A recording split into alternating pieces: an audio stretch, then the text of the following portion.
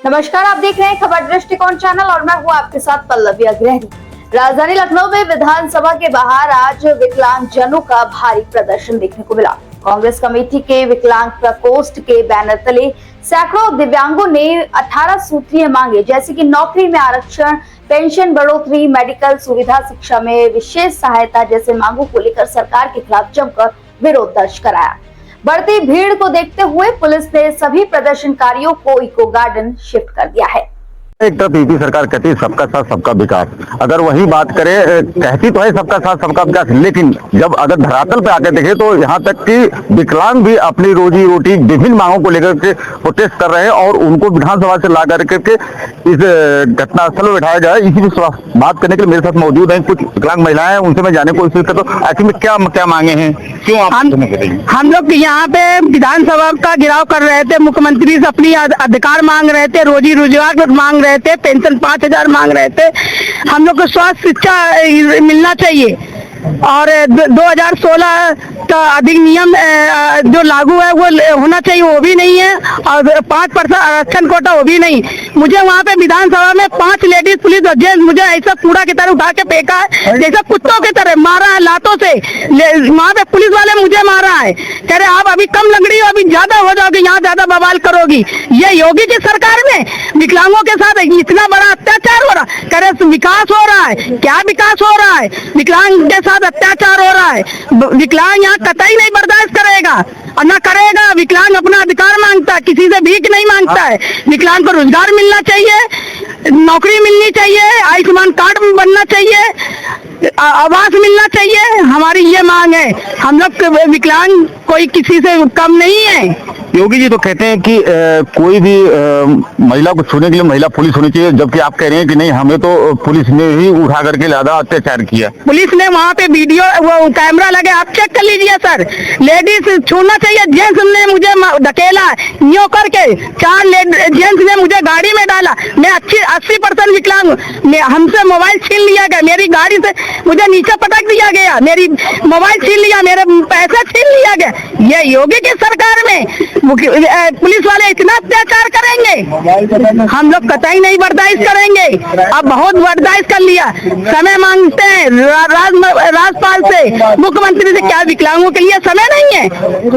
कहा जाता है कि कोई भी काम करने से पहले अपने उच्च अधिकारियों को बताया, तो क्या आप लोगों ने उस पर ज्ञापन या कुछ दिया था? बिल्कुल दिया। 25 तारीख को हमारे राष्ट्रीय दिव्यांग पार्टी के राष्ट्रीय अध्यक्ष वीरेंद्र कुमार ने वार्ता हुई, 28 तारीख को हुई उनकी गिरफ्तारी, हमारे जिला अध्यक्ष राहुल कुमार की गिरफ्तारी हुई, प्रदेश अध्यक्ष मनीष प्रसाद की गिरफ्तारी। सारे तो हमारे नेता जो कार्यकर्ता है, जो बड़े बड़े अधिकारी, उनकी तो हमने गिरफ्तारी कर ली। बचे वो आप सोच रहे हैं कि ये विकलांग ये क्या कर पाएंगे? विकलांग अभी कम नहीं है और न विकलांग अकेला है, उसके साथ बहुत बड़ा झमेला है। 64 लाख विकलांग उत्तर प्रदेश का है। विकलांग अपना हक मांगता है, 4% आरक्षण कोटा मांगता। आप 1000 पेंशन देते हैं, मुझे नहीं चाहिए, मुझे रोजगार दीजिए, नौकरी दीजिए, विकलांग को शिक्षा दीजिए। हम 5,000 आपको दान में देंगे, हमको नौकरी तो दीजिए।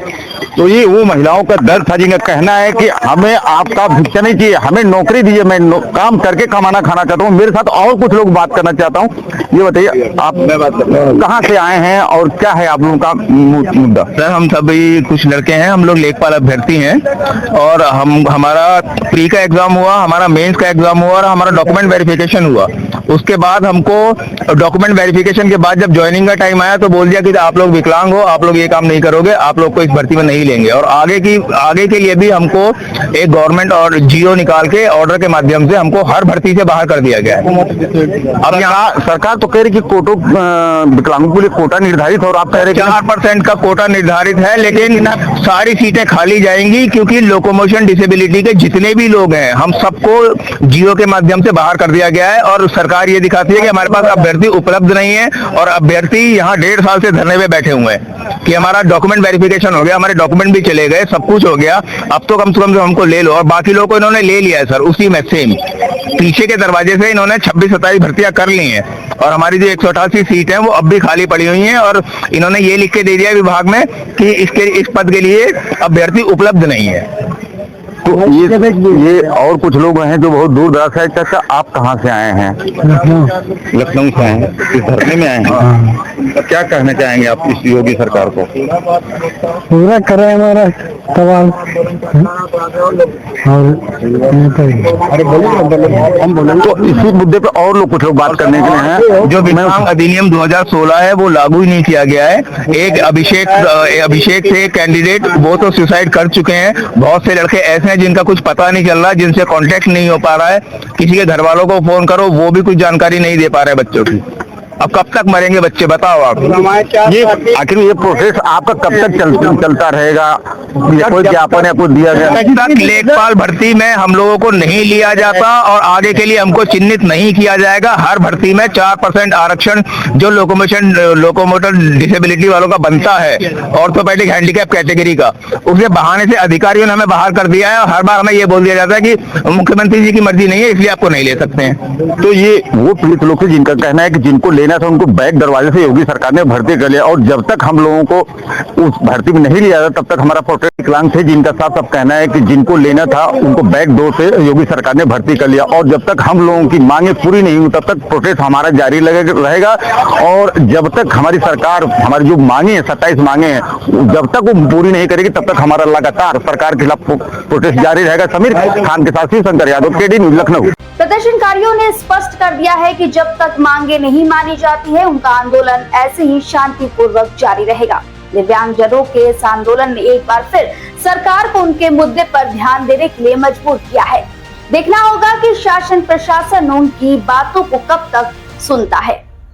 इस खबर से जुड़ी अपडेट हम आप तक लाते रहेंगे। बाकी आगे के ऐसे देश दुनिया की तमाम खबरों को देखने के लिए हमारे चैनल खबर दृष्टिकोण के साथ बने रहे।